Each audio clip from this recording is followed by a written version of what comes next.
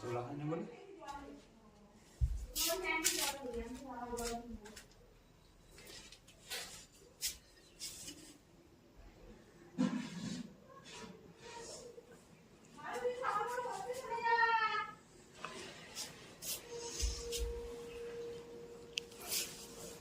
ফুটে গেছে তো না না, এই তো ফুটছে এগুলো। সে কুড়ি কাছে হয় না? না না, ওটা আলাদা মাল। এই মালগুলো এরকমই হয়। সেই কুদরতি যেগুলো হয় মাঠে সেই এরকম ডাবা ডাবা মতন। হ্যাঁ। এটা এরকমই হয়।